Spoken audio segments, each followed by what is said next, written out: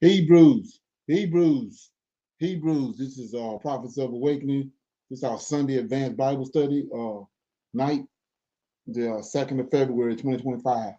Okay, what I'll be doing is I'll be recapping some of the things we dealt with during the week. Okay, and going back through that. Okay, you can go to our YouTube channel, Prophets of Awakening. Check out our videos. We have over 1,000 or so videos that you can look at and examine. These videos will connect dots for you and lead you into the truth of the Holy Scriptures. Okay, and our times that we're live is Tuesday and Wednesday, 7 to 9 Central Time, and Friday nights we have our Men's Advanced Bible Study. That's also 7 to 9, and then we have 2 Shabbat classes, one in the morning on Saturdays, 10 to 12 a.m. Then we close out the Shabbat from 6 to 7 in the evening. And then we have our Sunday Advanced Bible Study. Okay, so any of those times you feel a need to come in, interact with us, it's cool. It's all good. Okay, for those that don't know, this is a non-Messianic channel. We deal with the Tanakh and the Torah. Tanakh being the Old Testament, so-called Book of Remembrance, and the Torah is the first 5 books of the Old Testament that was given to Moses by our Redeemer, the Lord of Hosts. Okay, shalom and welcome to the channel, and welcome to our Sunday Advanced Bible Study. Okay, we're gonna do our normal, which is a moment of silence, prayer, Psalms. Then we have some current events, some need to know information that we'll discuss. Then we'll open it up for some Q&A, and then we're going to our topic, which is dealing with some of the things that we went over or we dealt with during the week. Just kind of do a little recap on it. And then we'll do our pick a scripture. If somebody want to pick a scripture, we'll do that. Then we'll close out. Okay. This moment of silence is for the Lord of Hosts and all that He's doing to bring about our prophesied deliverance in these last days. Okay. Oh Lord, we thank you. We come before you this day, thanking you and praising you for your strength and for your love and great power. And we appreciate your patience and understanding. And we understand your position both in heaven and earth. Therefore, we come this day seeking our face, right? And seeking our understanding. Peace be unto you. Okay. So with that being said, I'll read the Psalms. Okay.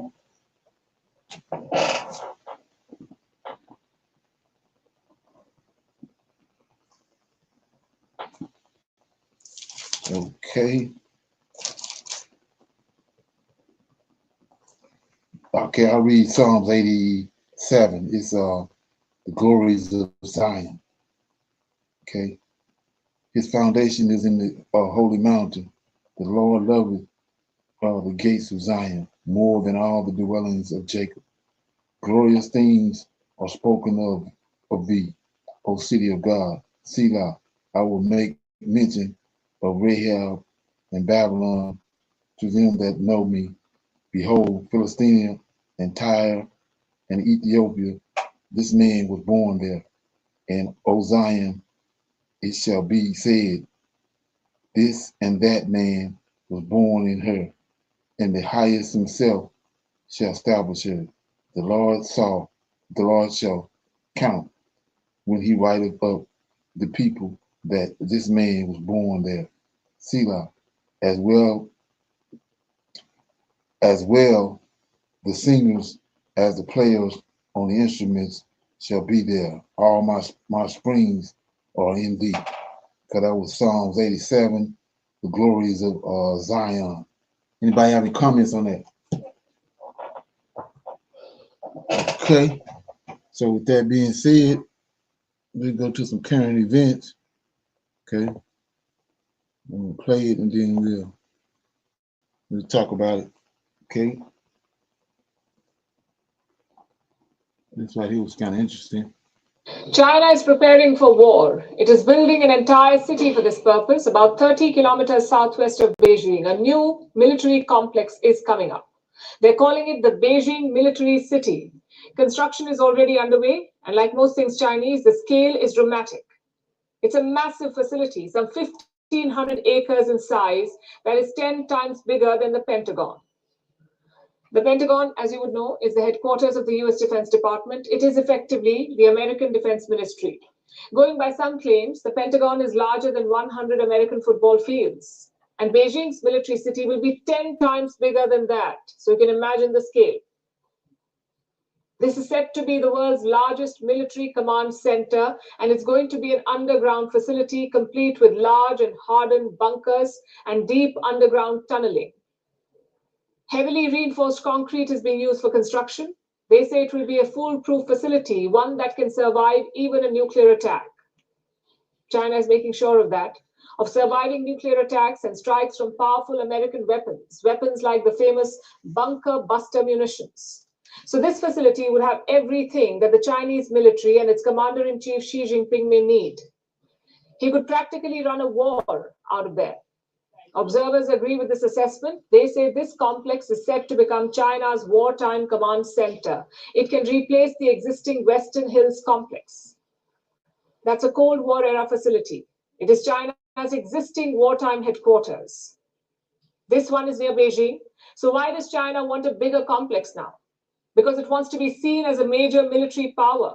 It wants an office that fits the description. So construction began last year. Reports say there are 100 cranes working at the site, 100 cranes. There are warning signs around it. Photographs are not allowed here, nor can you fly drones near the site. Access to the area has been completely blocked. Checkpoints have been installed to restrict the movement of people. This is an area through which people used to go hiking. But now those routes have been shut. China has been actively trying to hide this project, but now it's all over the headlines, which should not be surprising. Because when you're building a facility that is 10 times bigger than the Pentagon, someone will eventually find out. This project, its size, scale, and scope, reflects China's military ambitions. Beijing wants to challenge America's military might. China already has the world's biggest military, with the highest number of active military personnel. The PLA has 2 million active troops. It also commands the world's largest naval fleet. China is closing the gap in the air as well, with new 6th-generation fighter jets. It is also expanding its nuclear arsenal. Beijing is building more nukes. The US sees this as a growing threat. It predicts that China will have 1,500 warheads by 2035, which is the same number as the United States. And this new facility is part of those same military upgrades. It was a missing piece for the PLA. It will serve as a centralized hub with new and advanced command and control systems. Military operations can be coordinated from here, that too across different branches of the PLA, as well as the theater commands. More importantly, if there is a nuclear attack, this facility will protect China's leadership. Now, we don't know what kind of arrangement they already have in place for something like this, but nothing comes close to the size and scale of the Beijing military city. It is large enough to protect the entire command and control structure of the Chinese state. Okay, anybody comments on that? Anybody heard anything about that? No, sir, I haven't. Okay. Yeah, seems like to me they're preparing for war. What do you think?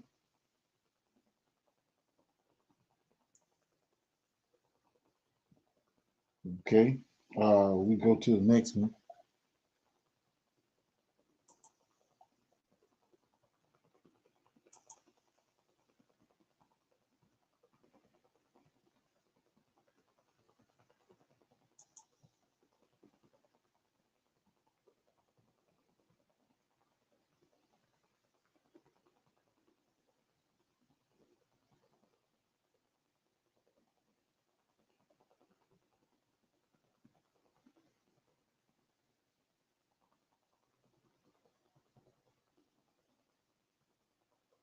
Okay.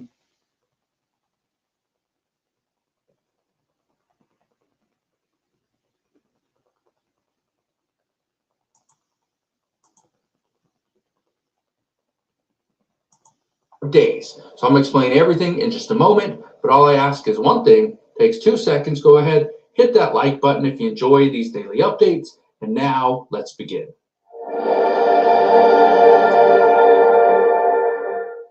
So yes, according to the most recent reports, it says that the Canadian government has been notified by the United States government that goods exported to the United States will be subject to a 25% tariff with a lower rate for Canadian oil starting on Tuesday.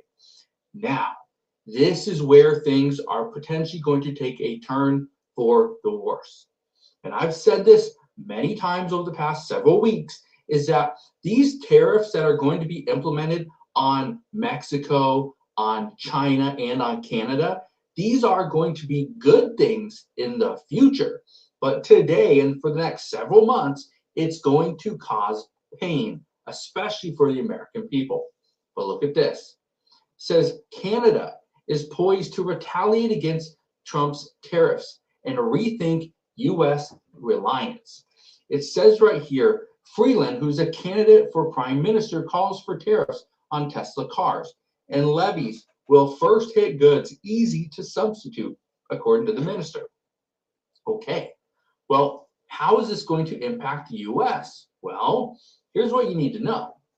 Canada could cut U.S. energy supply in response to Trump's tariffs. It says everything is on the table, according to the Prime Minister, Justin Trudeau.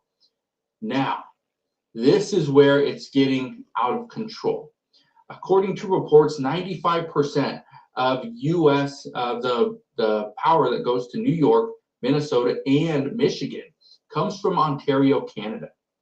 This means that Canada, who is already saying that they're going to retaliate against the United States and the tariffs imposed on them, they could potentially cut the energy supply to the United States, meaning less energy. We'd see either higher costs or, according to reports, regional blackouts. Yeah, 52 million Americans are currently struggling to keep up with their energy bills, but according to new reports, it could get much worse. Now, look at this right here. It says, to take just one example, New York State has been investing billions in clean energy transmission, in a clean energy transmission line from Quebec. With Trump's tariffs, according to the Public Power Coalition, the New Yorkers will pay an additional $290 million a year for energy. Massachusetts Governor Maura Healey has estimated that the tariffs would raise the cost of electricity for ordinary Massachusetts tax ratepayers by some $100 million. It says higher electricity prices will then raise the cost of other goods that require energy to produce and transport. But it's not only going to raise the price of other things, other goods, like clothing, okay, cars, your furniture. It's also going to raise the cost of food. Keep this in mind, okay? If you are using any energy right now at your home, in your car, from your cell phone, go ahead and hit that like button. Because every single person that is watching this video, myself included, who is recording this video, I got lights here, got a light there, got a light here, got two lights here, got a TV, got two monitors, got a camera, everything plugged in using electricity, got a computer as well. Everything is using electricity. So it doesn't matter what we do in the United States, it's going to use electricity. Think about how we are charging our vehicles, our electric cars. Do you think the electricity just comes out of nowhere? No, we have to get it from somewhere. We have to produce it. That's the problem. Okay, so right now, everything under the sun is going to cost more money because, not because of a tariff coming in from Canada or from the United States to Canada. Yes, that's going to hurt a little bit. We're going to feel it. But according to experts, the biggest threat to the American people is regarding energy. It is going to cost more money. Look at this right here. It says, but the fact that we're facing such a likely energy affordability crisis with so many Americans facing a cold winter and a hot summer shows how urgently we need to diversify our energy sources. Keep this in mind. The United States is looking to move away from being so reliant on China and Canada and Mexico. We want to produce more right here in the United States. The problem has always been the policies. The policies have been an issue. A 25% tariff on Canada is only going to cause a lot of pain in the United States because Trump's other policy, issues, his other, agenda is going to take more time to actually get through. So we're going to see what this is going to look like over the next several weeks. But in the meantime, look at this. It says Canada's energy industry warns thousands of jobs at risk from a trade war with the United States. Well, yes, we are going to see thousands of jobs get lost. But here's the other thing you may not realize. And just from a U.S. perspective, if we see prices for food getting more expensive because of it costs more to produce and get into the United States, whether it's from Canada or Mexico, doesn't matter. But if we see the costs are increasing, so you got the costs here, okay, and you got workers, they're making this much money. Okay, it's in line. Here's the problem. When the costs increase so much, workers are now going to demand an increase. They need more money. So then they're going to get a raise. Well, because of that raise, labor costs now cost more. So now the price of the product goes up. And that's where we're going to see this wage price spiral. Some say struggle with their energy bills. Currently, 52 million Americans are struggling. That means we could see 104 million Americans struggle to keep up with their energy bills. Okay. Any comments on that? Say they're expecting blackouts because of the energy crisis that's looming. Okay. Anybody got any comments on that? Yes, sir. I'm sorry. Didn't that's where we were investing so much in these nuclear plants that went overboard money wise, and the companies are already raising the rates to kind of cover what they lost in manufacturing them. Right, exactly. Yeah, you're right. But like he said, with what Trump is doing now with the Canada and all these other countries with these tariffs, I don't know if you know anything about it, but them people done turned around and they putting tariffs on America. So all hell breaking loose right now. All the prices skyrocketing. They was already skyrocketing. They going out the roof now. So something gonna have to give. Okay. Brother right here, James, says Shalom. How do you pronounce Lord of Hosts in Hebrew? Maybe you can spell it out for us. Yeah. Can you put it in the chat? Okay. See what this is. So, do anyone think that Elon Musk have some play in what's going on in the energy of Canada?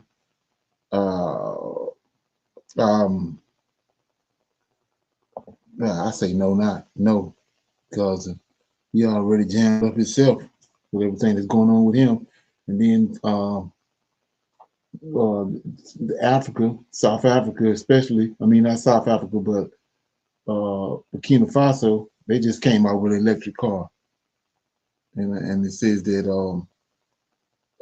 it's putting a strain on what's the name on Elon Musk Tesla. Okay, so let's look at that. Besides what's going on with China and the electric car, that China has the #1 electric car. So let's move on. Anybody got any comments? Any other comments? Okay, so this right here is pretty big. This to need to know information is tied to it just happened. Let me just check it out and then I'll play it and we'll talk about it.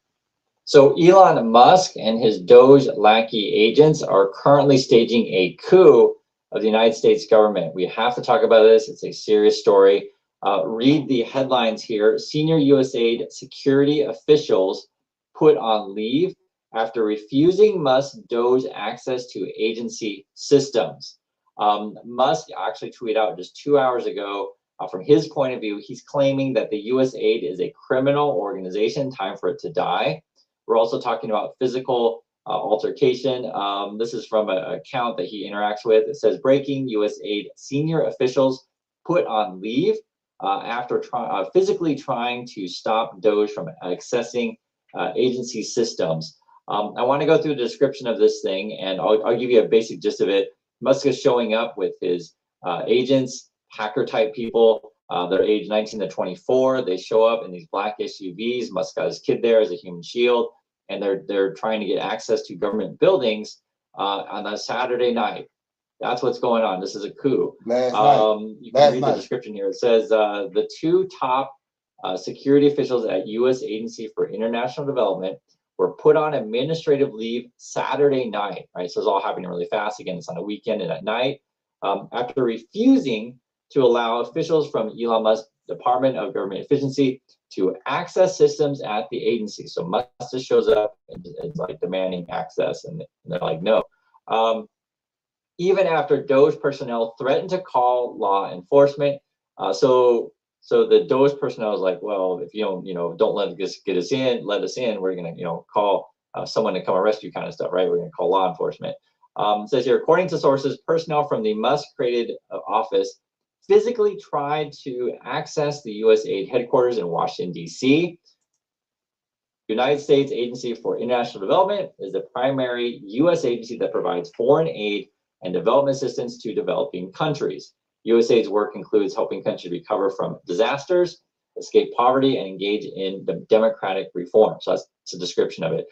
The reason why I'm reading the description from it, and this is actually from Google, is because they've actually taken down the website of the USAID website. The website's not functioning.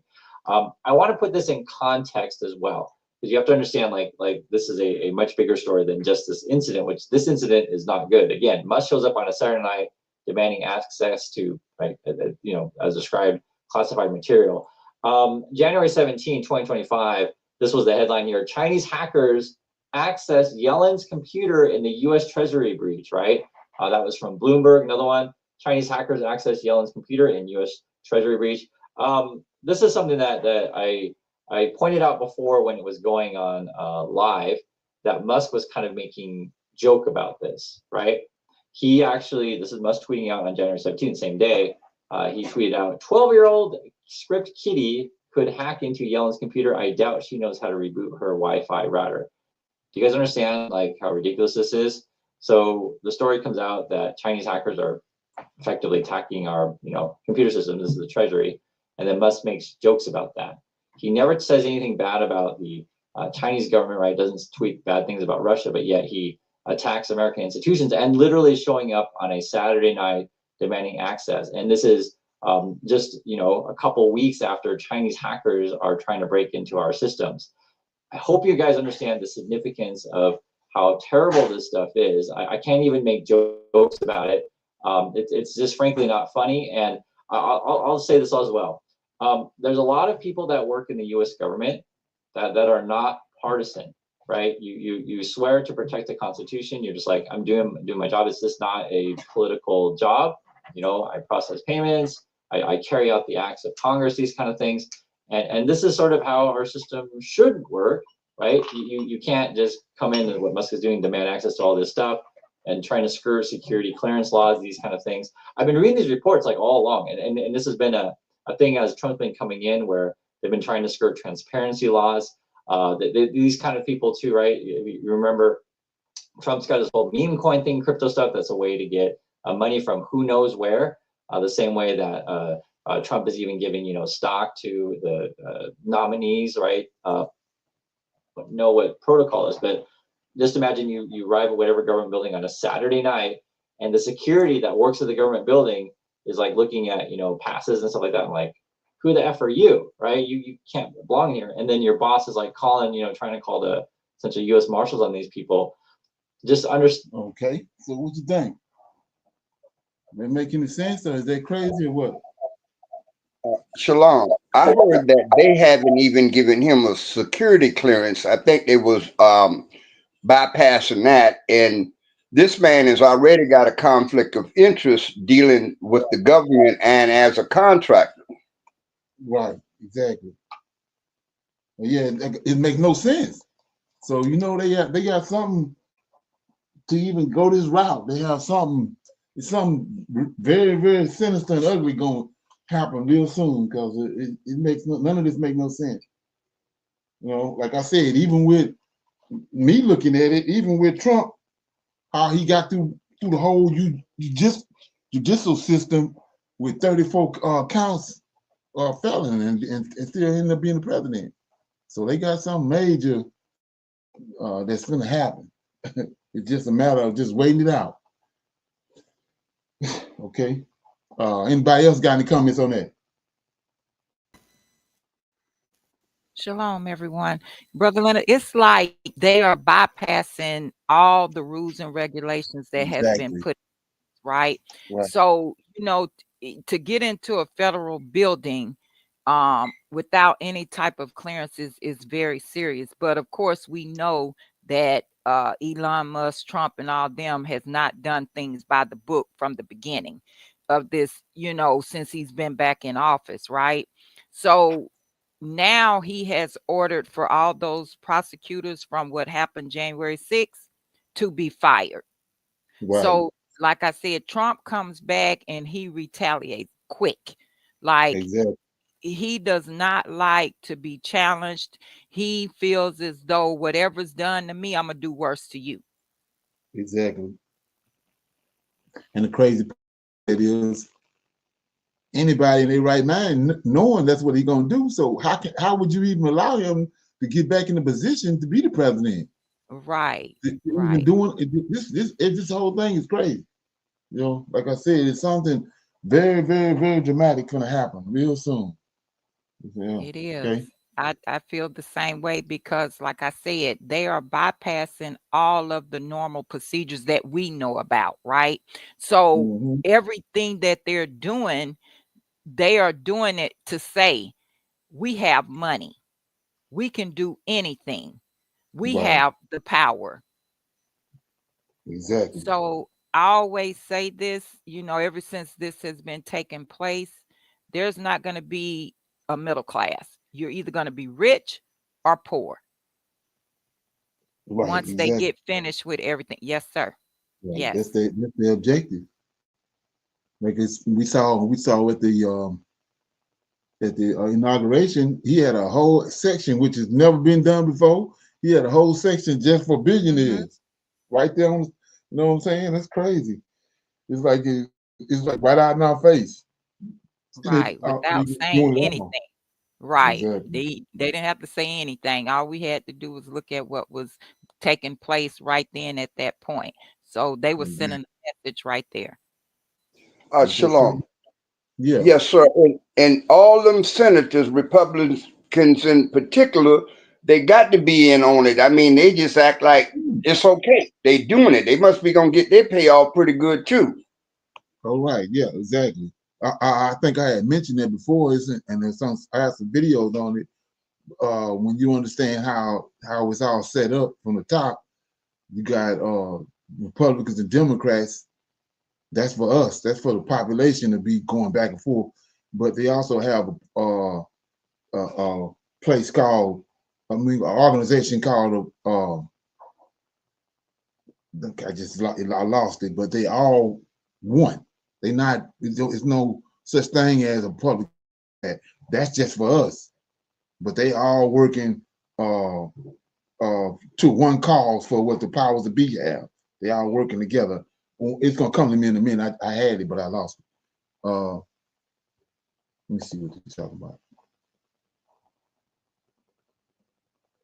It says I feel the 47th president has his reality show back on television. If it's yeah, okay, yeah.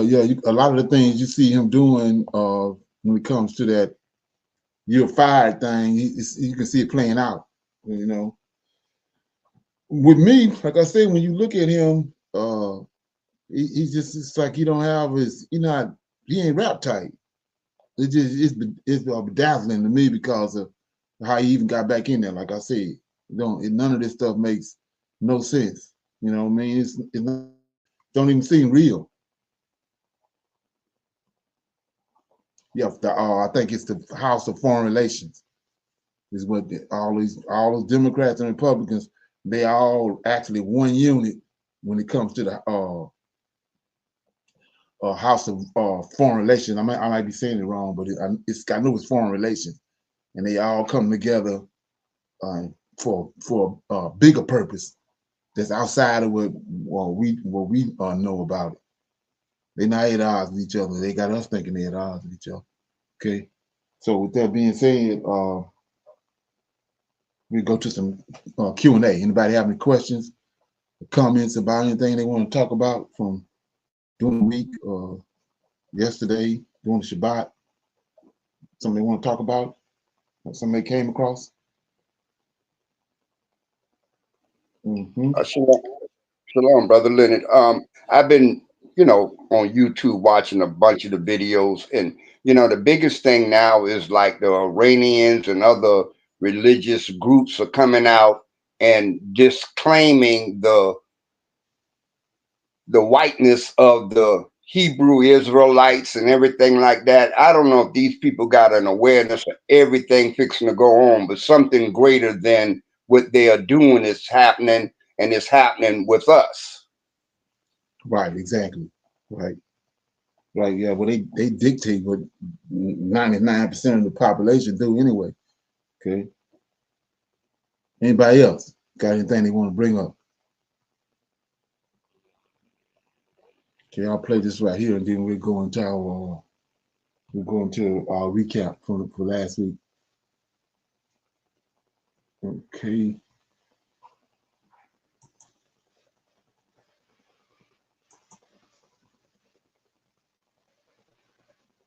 People in Denmark now see the United States as a bigger threat than North Korea and Iran. Because of Donald Trump's actions, there are mass protests in Panama City, Panama, with the arrival of Marco Rubio, United States Secretary of State, over the weekend, where Rubio showed up in Panama to demand that the Panama Canal be given to the United States, or else, because of Donald Trump's action, the dictator of Venezuela, Nicolas Maduro, has been officially recognized and legitimized by the United States as the— Yeah, that's what I mean right here. It's like these people delusional.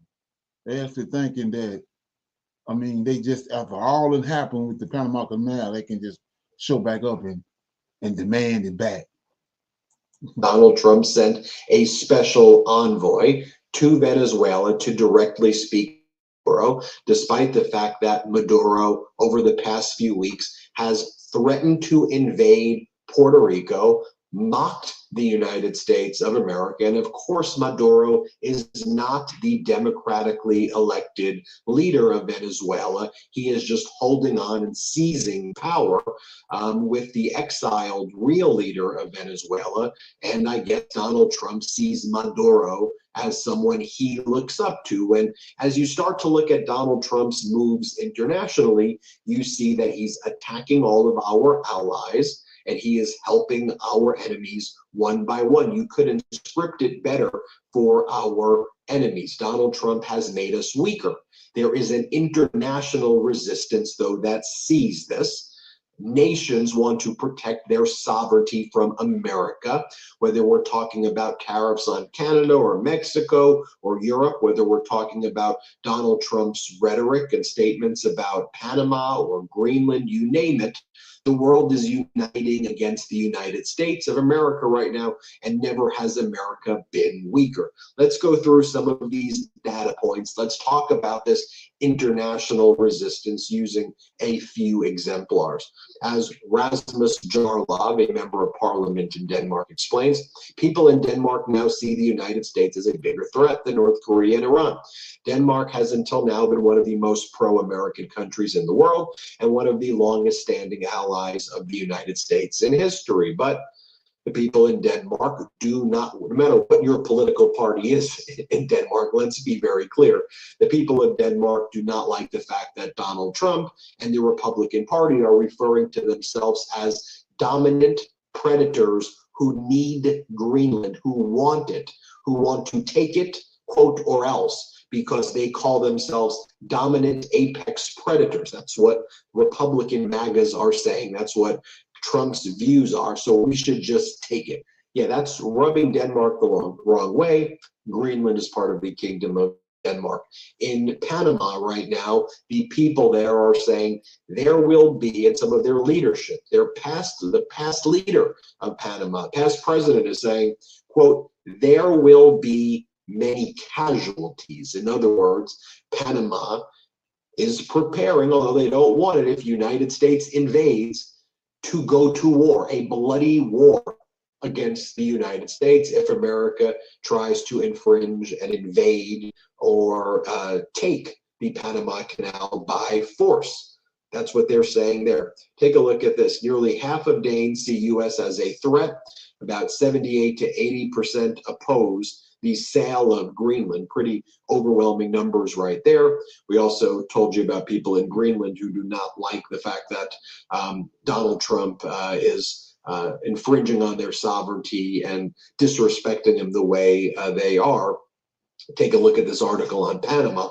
Marco Rubio's weekend visit to Panama is set to offer clues to a pressing question: whether the next 4 years of American policy will more closely resemble an imperial conquest or a hardball real estate negotiation. Let's just take the real estate aspect of it. Like, we all realize that Donald Trump bankrupted most of the companies that he touched. Donald Trump bankrupted multiple casinos.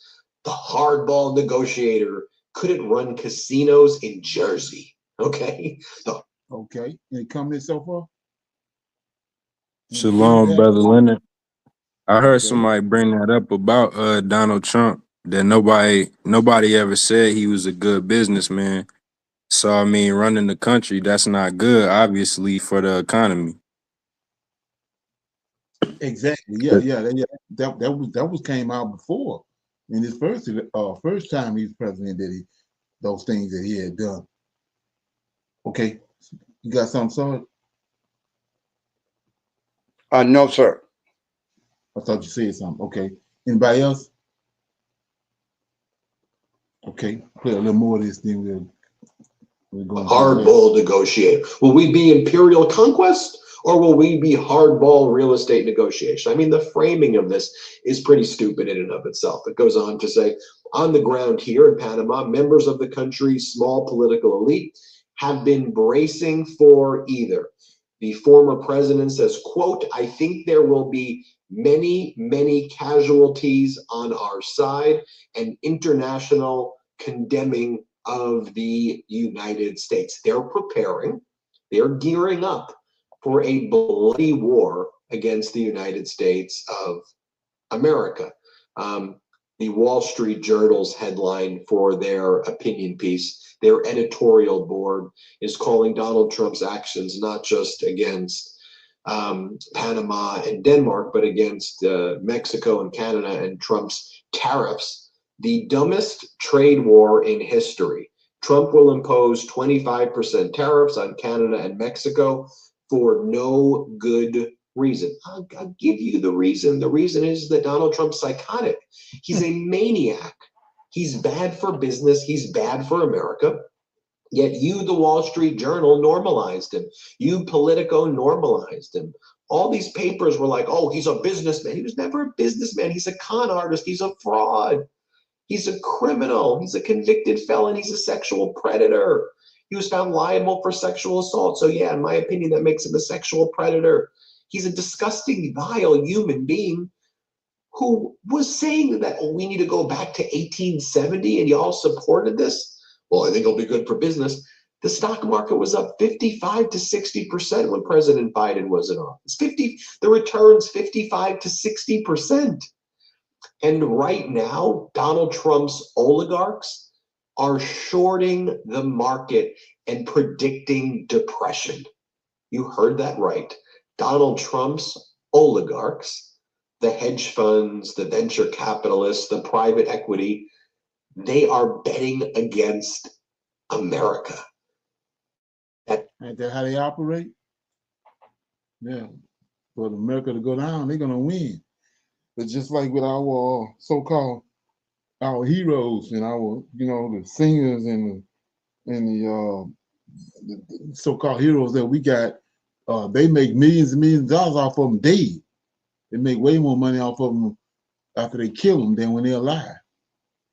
People like Michael Jackson and Curtis Mayfield and people like that, Whitney Houston.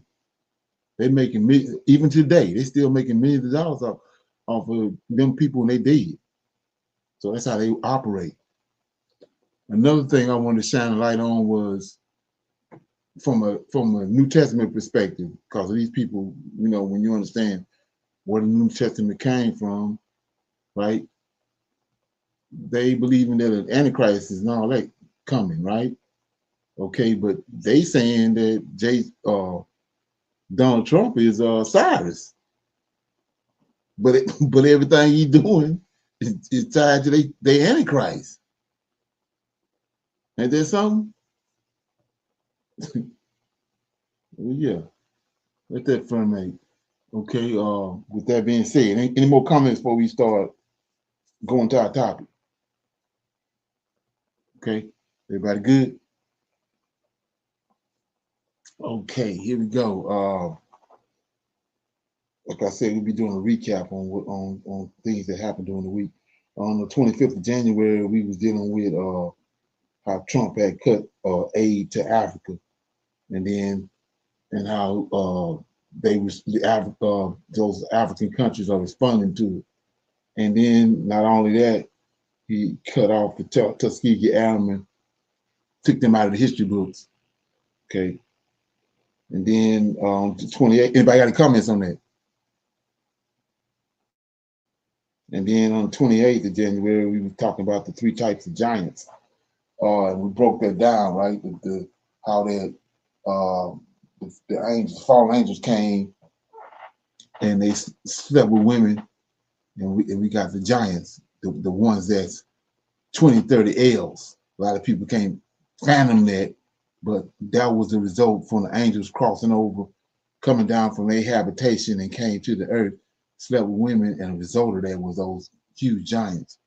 And the book of Enoch tells us that they were so huge and so, you know, they were so massive, they started eating up everything. And then they ate everything up and then started eating people. Okay. But my point is this: from those giants came the Nephilim.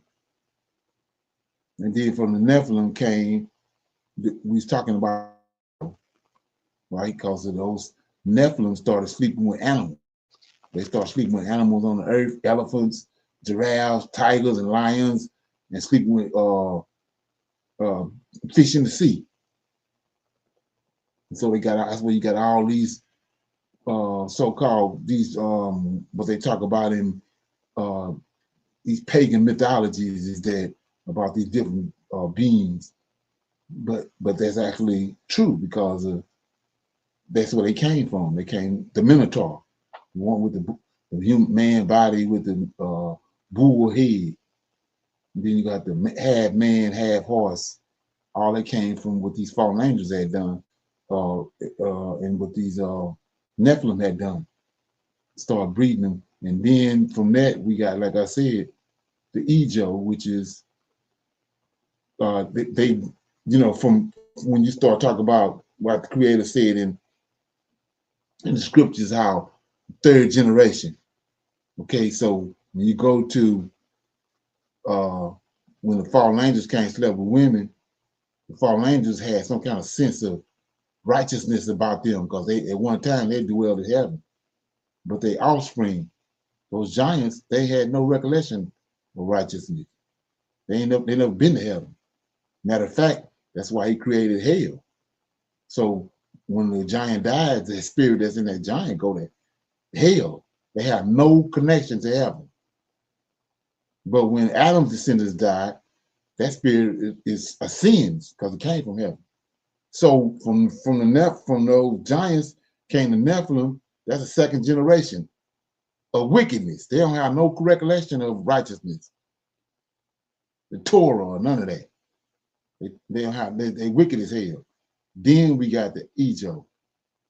Like I said before, they the ones that all these megalithic cities that we see the remnants of, the remnants of things that we see in Egypt, all that came from them.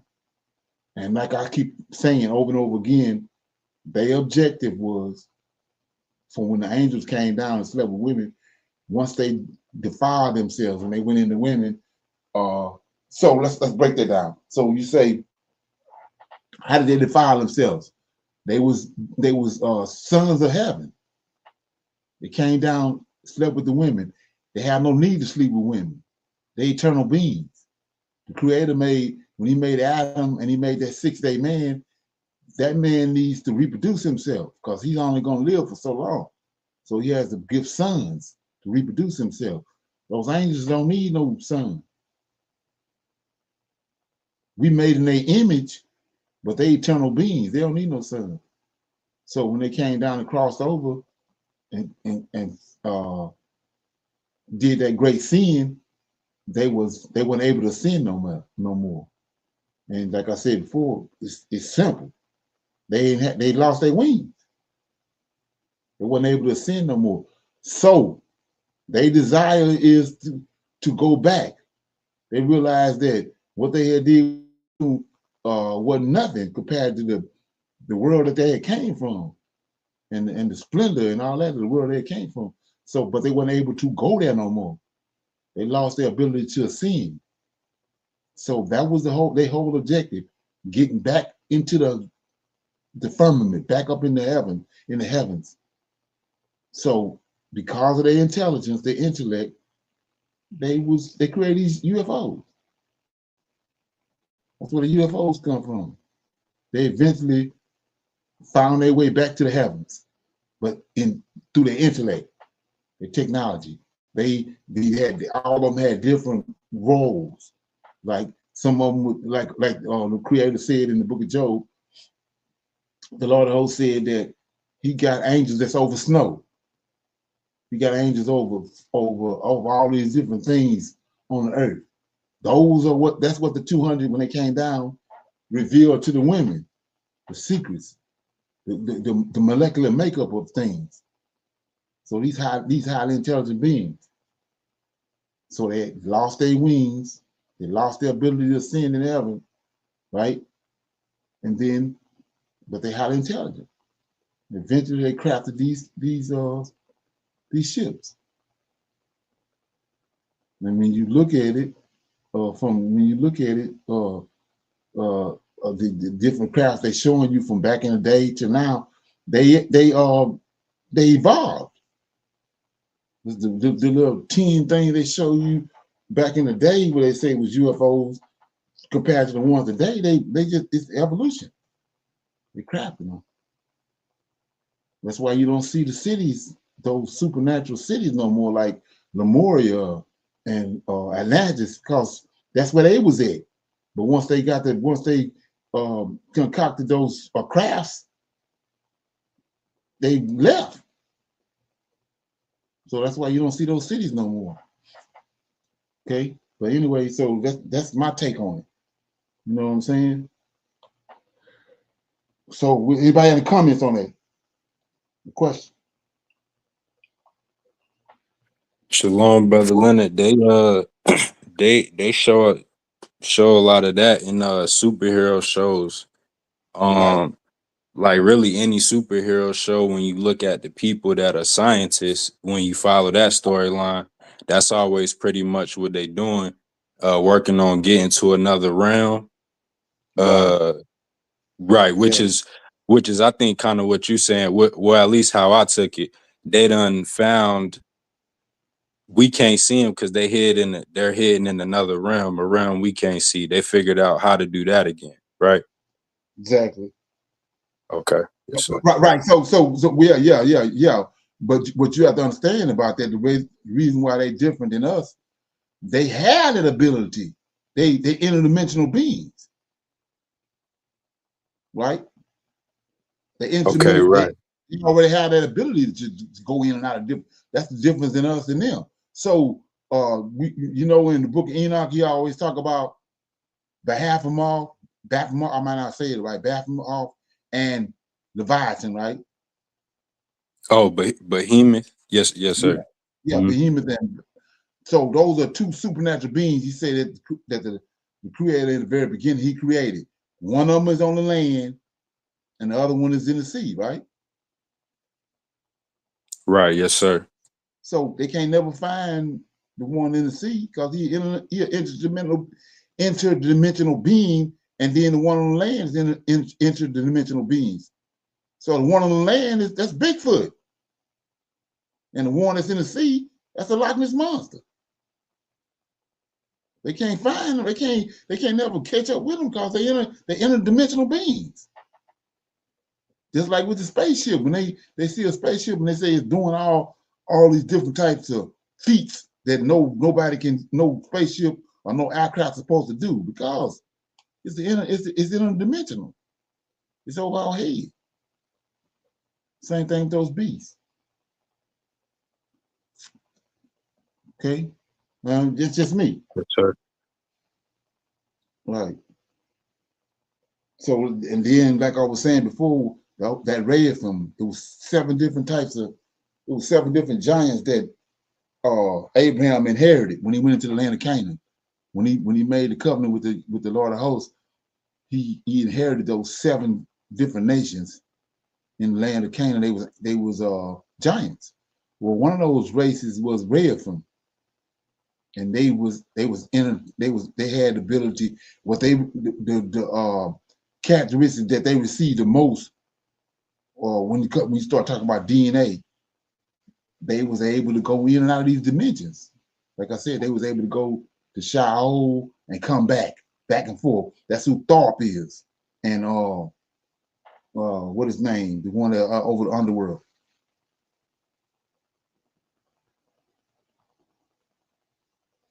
Anybody know that God in Egypt that's over the underworld? I know I know what you're talking about too, because that was my next question. Them people in Egypt with the bird heads and with the dog Yeah. heads. Right. That's Right, not yeah. raw, is it? Huh? Raw? No, Ra is Ra is actually the god of the sun. Like I was saying, that's how JC came into existence. When the European came out of those caves, out of the mountains, they nut buckets. They came into Egypt. The Egyptians put human characteristics on the sun. They gave the sun human characteristics. That's who Ra is. But they understood that. Like I said, they had a system called a mystery system you had a priest would start in that system. It took him 50 years to become a priest, become a legitimate priest in the Egyptian system. So they understood that it was, that was all, they personified the sun. But when the Greeks came, Ptolemy and that little group right there, those Edomites, they came to Egypt. They took the sun out the sky that was being personified, and they made an actual man out of it. That's where the Black Madonna and Child come in at. And then from that, they made Serapis. Then from there, at the Council of Nicaea, Alexander the Great, Constantine, because he's a Greek. He's in the 4th beast, but he's Greek. Then Constantine made Serapis JC. But it all started from what they was dealing with in Egypt when the Egyptians made, they personified the sun. It wasn't no real man, but they gave him man characteristics. And that's how that started. A lot of people don't know that and don't understand that, but that's how we get to the point where how you get JC. And like I said before, you go to our videos, you can see that Israel already had a redeemer and a savior and a deliverer way in Genesis chapter 1 and 2. But they concocted this Serapis, which for hundreds of years, he was the God of the Gentiles. And then when they came, finally, Israel was conquered, and the indignation of the Lord because of Israel's sins brought them, the nation of Israel was done away with. They got hold of our scriptures. Then they brought this God Serapis in there and hoodwinked him in the scriptures, took him back to the Tanakh, and superimpose them in the Old Testament. But before that, he ain't had nothing to do with us.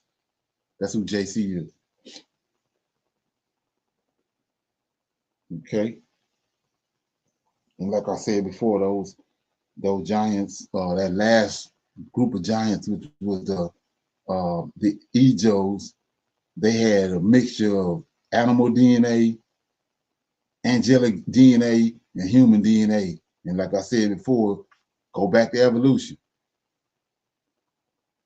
When that first happened, you ain't telling what you saw, but they finally mutated to where they had more human characteristics for as DNA than anything, but they had those supernatural characteristics from their fathers, the fallen angels. They the ones that built all the megalithic cities and all that. They the ones crafted the spaceships and all that and left this planet.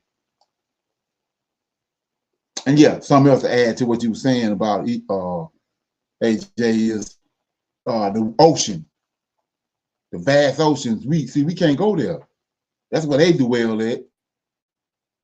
They dwell in the vast. That's why they always seeing UFOs coming up out of the ocean. We can't go to the depths of the sea, but they can. That's where they dwell at. You're always hearing about the marine kingdom. They talk about this Aquaman and all. That's what that is. They dwell in places. They dwell in places where we can't go. That's how they stand. They stand outside of our view. I mean, people catch them here and there, but that's why they're able to exist along with us. But they in places where we can't deal with. Like anybody that know anything about the earth is hollow, and so is the civilizations inside the earth. But we can't go there. But they know all this. Okay. Everybody good on that? So on January 29th, we dealt with plans that BRICS had for Africa. It's called the BRICS Africa strategy. So, like I said before, they already told us over and over again that by 2030, 2035, somewhere in there, 90% of the world population is going to be in Africa. And we already see it happening right now. They're orchestrating it. But at the same time, they fulfilling prophecy, because that's where we came from. Creator already said he's going to bring us back to the place in which he brought us. He's going to return us to the place in which we was carried away from. And we, that's over here in America, we wasn't taken from Babylon. We weren't taken from Jerusalem like our forefathers was when Nebuchadnezzar came. Nebuchadnezzar took them from Jerusalem. So when they got delivered, when he turned to captivity, he took them back where they came from. They came from Jerusalem. That ain't where we came from. When the prophecy that was on us took place on the west coast of Africa. So he's going to return us back to the place in which they carried us from, which is the west coast of Africa.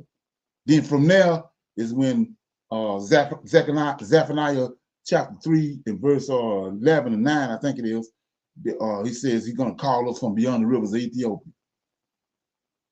That's the west coast of Africa, where we fled to when Antiochus came and destroyed the prince that shall come in Daniel 9:26.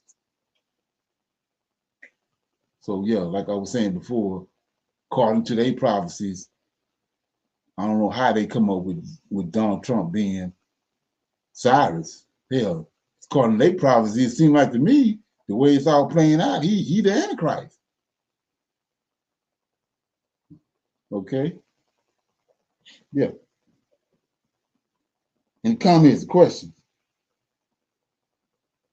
Okay, so January 30th, we on our women's advanced Bible study, which is every Thursday night, 7 to 9, right? We dealt with the situation that they broke the lady Rachel Maddox broke down the fact that JD Vance is tied to this dude, this Edomite that's believing discontinue the American government. The only way that America is going to survive is that a president got to come in and he got to rip out, gut out the whole governmental system in America. And we see that. That's what Project 2025 is. And we see it playing out. All she did when she exposed that was she just exposed they hand, because we see that's exactly what they're doing. Like I said, who when you understand what BRICS going on with BRICS and all that, why would you come with tariffs? That's the last thing you need to come with, unless you're trying to collapse the country. And that's exactly what they're doing. Right. And people have to understand that Trump is like tits on a bullhog. He ain't got no authority. But the powers, the people that's the majority of the populace believing that he got some kind of power or authority. No, it's somebody that he's listening to that's giving him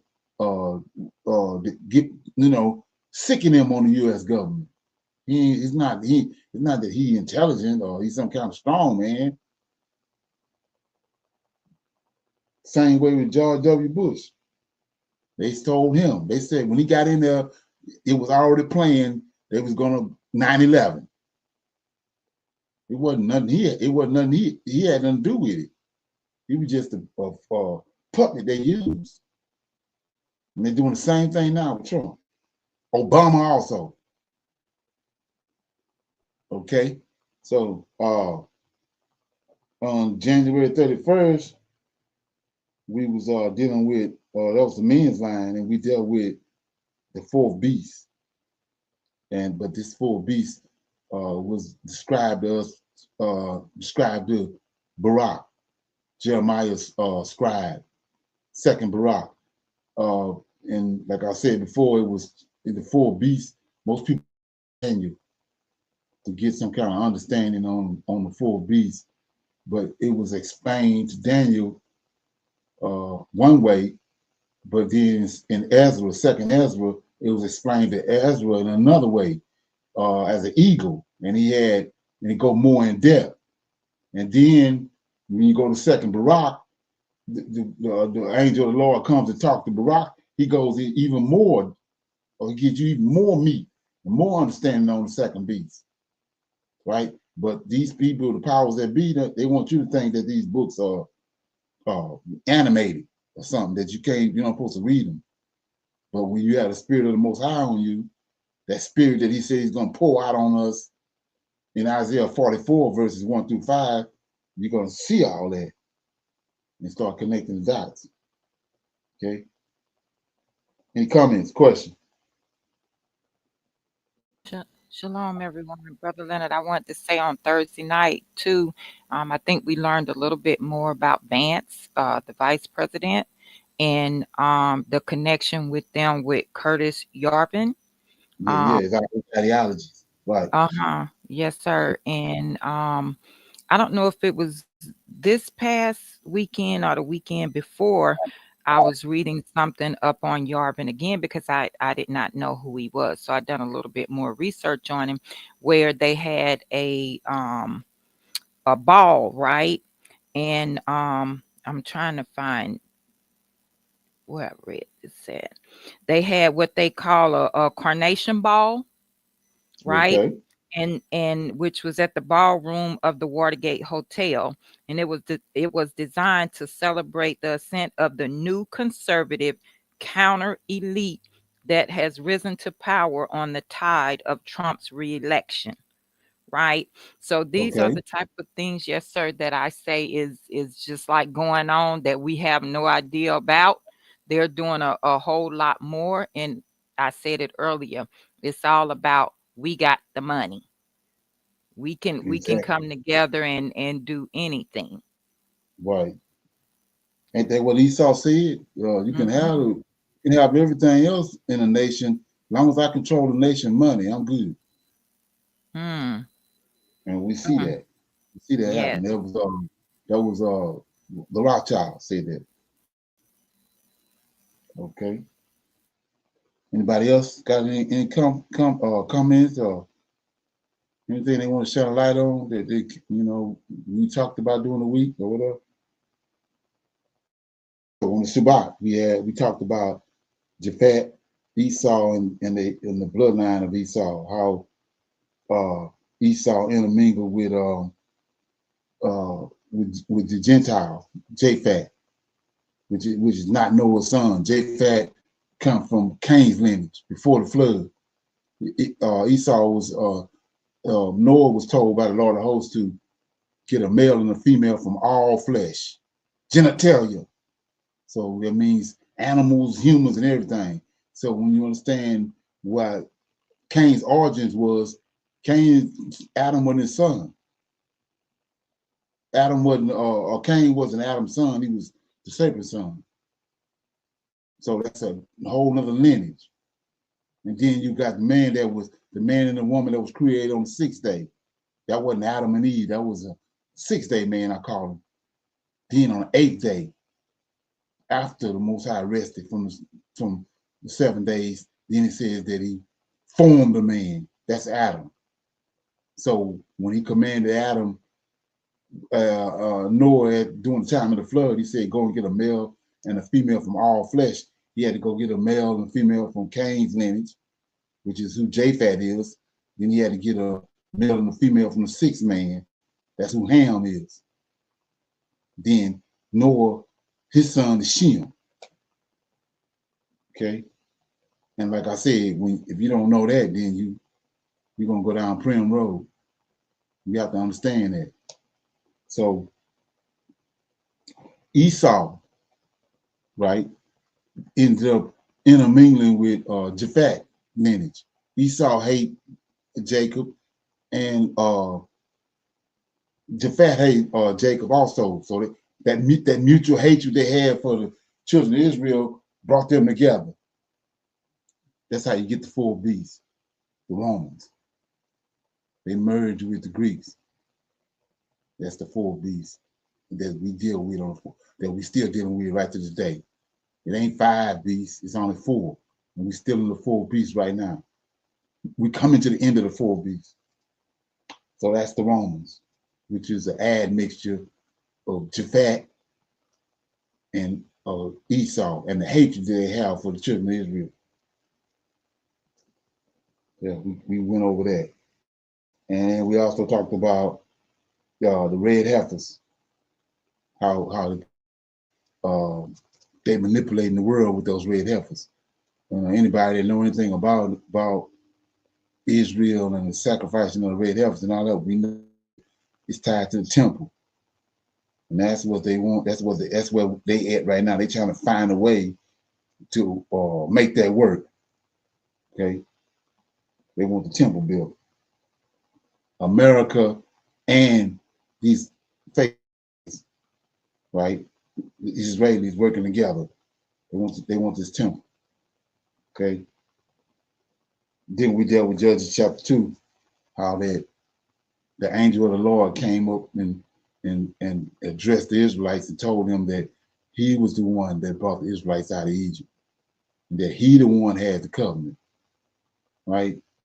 Which is an eye opener, but it goes over so many people's head because they've already brainwashed and conditioned with the New Testament.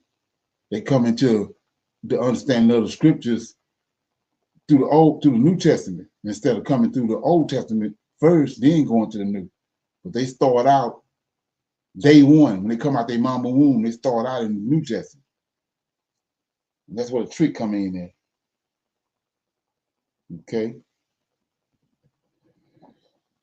So with that being said, anybody have any comments or questions? Those are the things that we dealt with this week. Okay. So anybody have any comments or questions about it? Shalom, brother Leonard. Yeah. I was going to ask about the curse of Canaan. Was the curse of Canaan the same as the mark of Cain? Yeah, you can say that because it's just that the Lord of hosts pronounced, Cain was standing before the Lord of hosts, and the Lord of hosts pronounced a curse on Cain, but Noah pronounced a curse on Canaan. And so is that curse leprosy or no? Yeah, it's leprosy. Like, so you say, well, what are you talking about? Remember Naaman and Elijah? Right. Yes, sir. Okay, so wasn't Elijah wasn't no angel, was he? No, right, no, sir. Prophet, Levi. But he's a prophet, a man. But he had the ability, because of his dealings with the Lord of hosts, he had the ability to reverse that leprosy that was on Laban. Right? Okay, right. Right, yes, sir. So Noah did the same thing with Canaan in the womb. He cursed Canaan in the womb. Because Okay. Canaan didn't get on the boat, did he? Right, no, sir. No. So when Noah woke up from his sleep, wasn't no homosexual act, none of that. He wasn't naked. Noah's nakedness is his wife, and Japhet has raped his wife, and in the process of that rape, you got Canaan. It was in her womb, and so when Noah woke up and saw what Japhet had done, he cursed the seed that was in her stomach, Canaan, the Canaanites. They're a cursed race. That's why I say, so how in hell is he got a son that's gonna come and die for everybody when you got this cursed race right here? You got Cain, the Gentiles, a cursed race. Then you got the Canaanites, a cursed race. How you got a son hidden in the bosom that's gonna come and clean all that up? No, he told the Israelites, don't sleep with them. Their DNA is tainted. He told them that about Cain's lineage and Canaan lineage. Don't mingle with them. Matter of fact, he had judgments in the Torah that said that if they did, to kill them, take them outside the camp and kill them. So how you got a son that's gonna come and clean that up? It don't make no sense.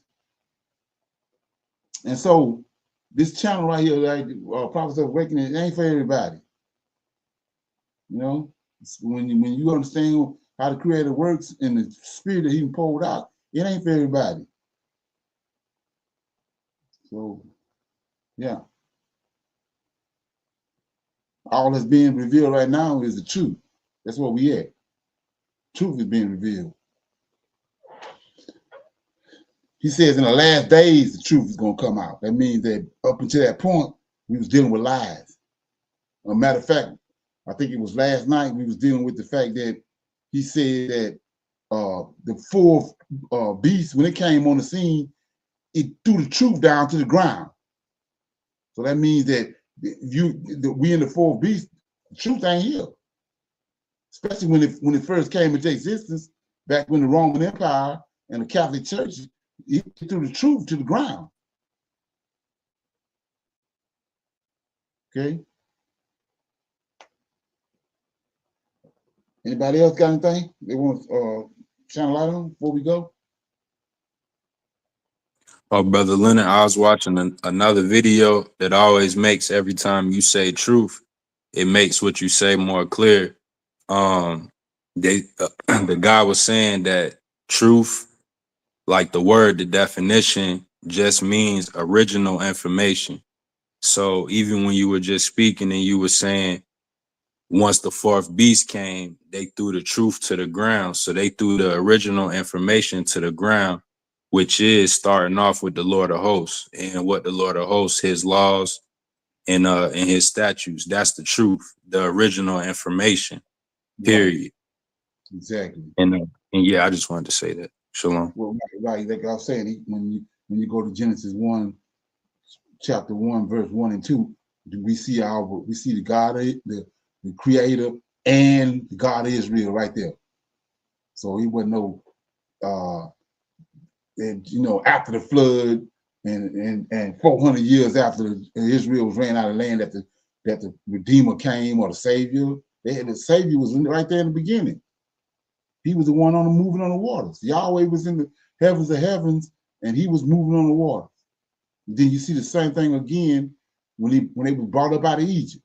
Yahweh was in the cloud, angel of the Lord, the Redeemer of Israel, Lord of hosts, Michael was in front of them. And when the Egyptians came, the scriptures tell you he moved from the front of them. The angel of the Lord moved from the front, came around to the rear, and he did away with Israel, the Egyptians. You see, and that day Israel was saved. So that's the Savior right there. But they didn't hoodwink us, you know what I mean? To we don't see those things.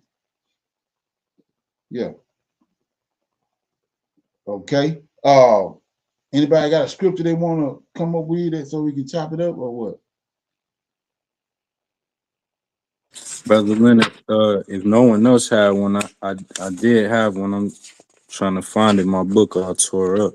It was in the Apocrypha. Okay. Okay, I got it. It's Ecclesiasticus or Sirach, Okay. chapter 24. And I had just wanted to because what you had just said just reminded me of it. I had got a verse just in case. But it was so chapter 24, verse 3 through verse 9. Well, through verse 10. And so it says, I came out of the mouth of the Most High, and covered the earth as a cloud. I dwelt in high places, and my throne is in a cloudy pillar. I alone compassed the circuit of heaven and walked in the bottom of the deep, in the waves of the sea, and in all the earth, and in every people and nation I got a possession. With all these I saw rest, and in whose inheritance shall I excuse me. With all these I saw rest, and in whose inheritance shall I abide? So the creator of all things gave me a commandment, and he that made me caused my tabernacle to rest, and said, let your dwelling be in Jacob, and your inheritance in Israel. He created me from beginning, before the world, and I shall never fail. And then that's just the verse I wanted to read, Brother Leonard, and get you some wisdom on it. Right. So that's wisdom, right? It says at the very top in that verse, it says wisdom is her own recommendation. So what you just read is wisdom was speaking, right? Yes, sir. So that's Michael, ain't it? Right. Yes, sir. Lord of hosts. Right. So like I was saying before, the Greeks and the Romans, they came in, they synchronized. When Alexander came on the scene conquering all those countries, they would come in and they would take their religion they had and whatever religion that country had, they would synchronize it. They did the same thing with our scriptures. So they believed, just like the Egyptians, the woman. They elevate the woman. So wisdom, they made a she. But our scriptures, the very first, Most High created, Enoch tells us he created 7 beings in the very beginning. The first being that he created was Michael. And that's what you just read. So he's the one. Then you go to the garden and you find out it's two they're saying trees, but it's 2 beings, right? When you go and break that down in Hebrew, it's the X, which is the trees got a backbone, so they beings. So the tree of life is none other than Michael, and the tree of knowledge of good and evil speak for itself. It's Satan, Lucifer, because but when he comes to the garden, he didn't already transgressed the Most High's laws. So he know righteousness, but at the same time, he know wickedness. But those Michael, those 7 angels that he created, they never dealt with no wickedness. They never transgressed the Most High's law. So he's the tree of life. I mean, he's the tree of knowledge of good and evil, Lucifer, and Michael is the tree of life. And like I say, if you need to, you got to let that ferment and go to the scriptures, and then you'll see it start unfolding. But we see right here, it says, verse 8, then the creator of all gave me his command, and he who created me made my tents to rest, and said, pitch your tents in Jacob and find your inheritance in Israel. So what you talking about? He sent him to Egypt, and he delivered the Israelites. That's why he says that he got a name for himself when he went to Egypt. Before that, because of his name and who he is, he who was like Yahweh, they thought it was Yahweh. When they was dealing with him, they thought it was Yahweh because he's like Yahweh. But when he went to Egypt, the truth was brought out. They found out that it's an angel that's over Israel. That's when he got a name for himself. Like I said, when you understand before the flood, Adam, Cain, and Seth, and all them, they were Melchizedek, and they went in order. When Adam died, Seth became Melchizedek. It went like that. So what is Melchizedek? Teacher of righteousness. That's not no name of no man. That's a title. So everybody knew who Yahweh was because of that Melchizedek. He had taught everybody the ways taught them the ways of Yahweh. So when you get to when he went to Egypt, he came out and they found out that it was, the Lord of hosts. When the Egyptians told him, we're looking on our pantheon and we don't see no Lord of hosts on your pantheon. They knew Yahweh, but they didn't know who this was. They came to Egypt and shut Egypt down because up until that point, they thought it was the same being. But Michael El means he who is like Yahweh. He do everything that Yahweh do. He's like Yahweh. And like I said before, that's why when he constructed Joseph's life, he brought Joseph to second in charge in Egypt. That's why he didn't make it. He could have made him the Pharaoh, but he made him second in charge, like where he ruling from. And Mordecai, he did the same thing. He made Mordecai second in charge. That's why he's doing that, because that's where he ruling from. He's a strong man of heaven, not the creator, the judge. Okay, does that make any sense? Yes, sir.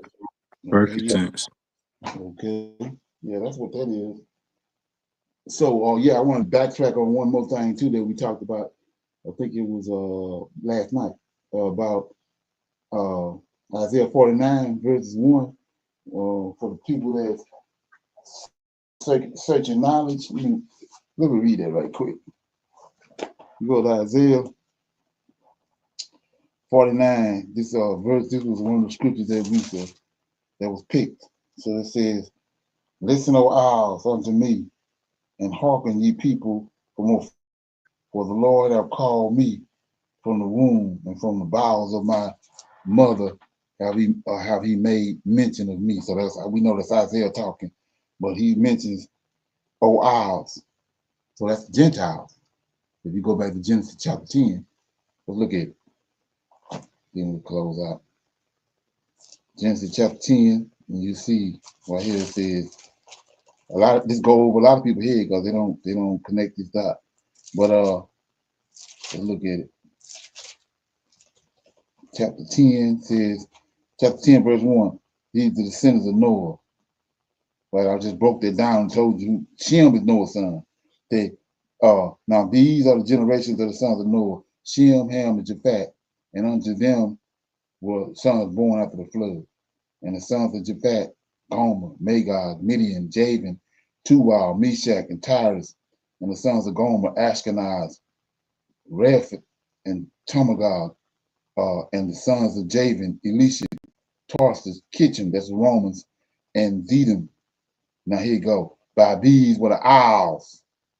See that? That's why he said what he said in Isaiah 49:1. By these were the isles of the Gentiles divided in their lands, everyone after their tongue and after their families in their nations.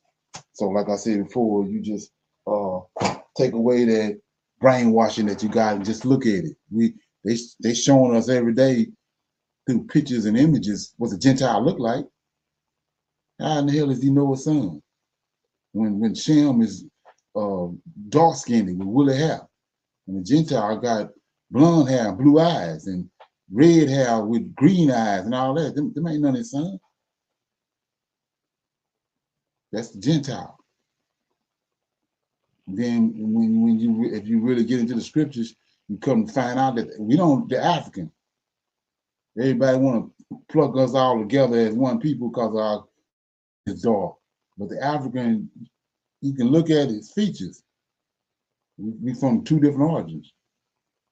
We're totally different than a European, and we're totally different than an African.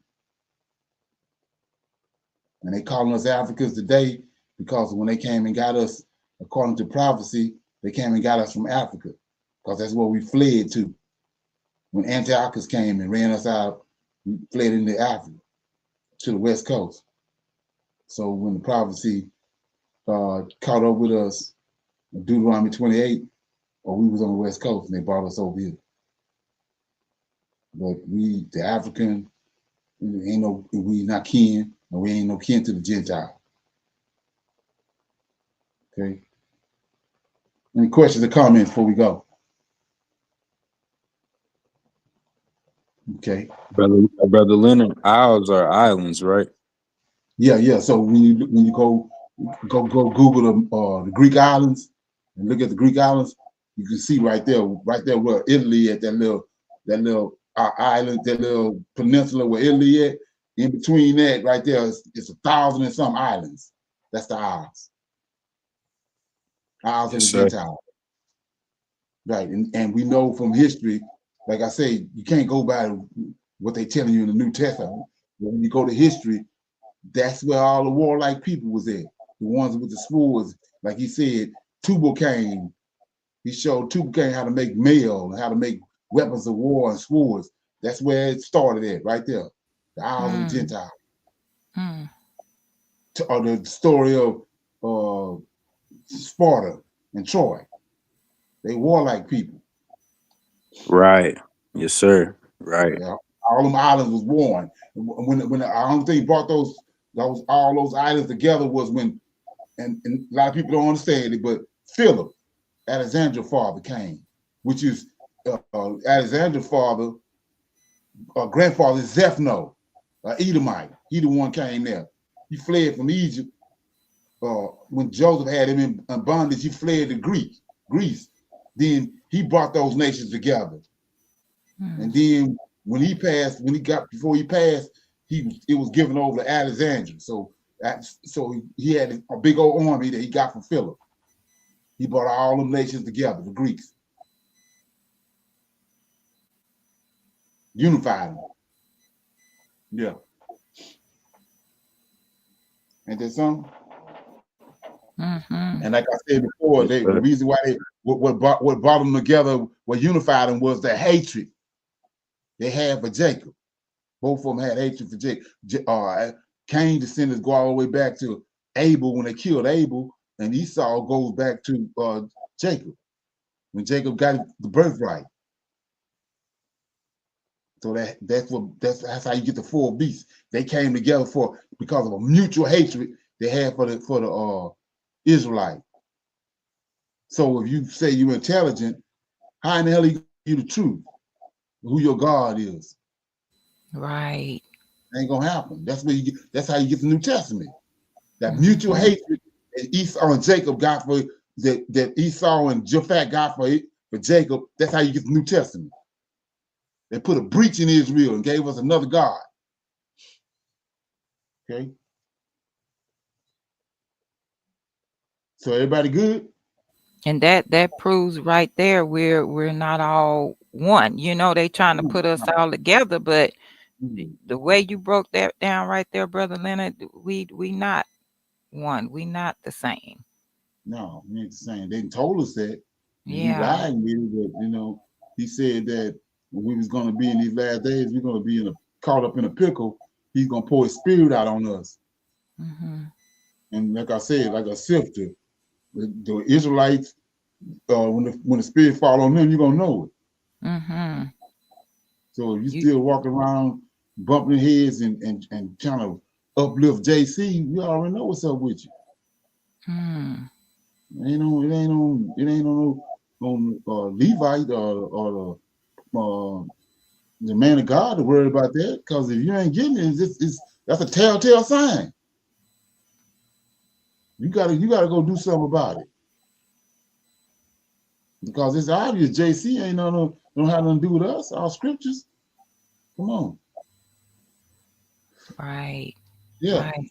They give us that New Testament, Brother Leonard, and took basically everything that was in the Old Testament. They ain't done nothing new. It is Right. nothing new. They just placed them pale-faced folks over there, took the word of thus said the Lord and put it over there in the New Testament, and Right. where our knowledge is just thrown off by that. Right. We want to reference the New Testament, but it's nothing new. Right. Right. Because it's 16 dying and rising saviors that came for JC. He the last one. So there's nothing. There ain't nothing. You had Dionysus and you had Horus, Mithras. Yeah, he the last one. So before we came on the scene, the world was being ruled by another savior, dying and rising savior. JC just the last one. Mm-hmm. Mm-hmm. So yeah, and then it's not about no debate or no confrontation. If you ain't getting it, it's on you. You do what you want to do. Shit. Go get in a snowmobile, whatever you want to do. That's the truth of the matter. Right. Okay? Whatever you want to do. But you this information is out there for a reason. Because the Lord of hosts, the judge of the whole earth, is wrapping it up. And his word is being sent out to everybody, to his kind that he inherited. So, it ain't about no confrontation. It's on you. Okay? All right. Everybody good? Yes, sir. Okay. Well, we are Israelite Advanced Bible Study on Tuesday night. So I'll see everybody then. Shalom, shalom, and another shalom. Shalom, everyone. Shalom, everyone. I highly recommend that you get this book and you read it because it's a must that you understand who God head is in the order that's in the Old Testament and Tanakh, because it's not the same as in the New Testament. And when you read this and you get an understanding, then the scriptures open up and then you begin to understand. So I highly recommend that you get this book. It's the Elohim of Israel, and it's a breakdown on the word Elohim and who the God of Israel is and the Godhead.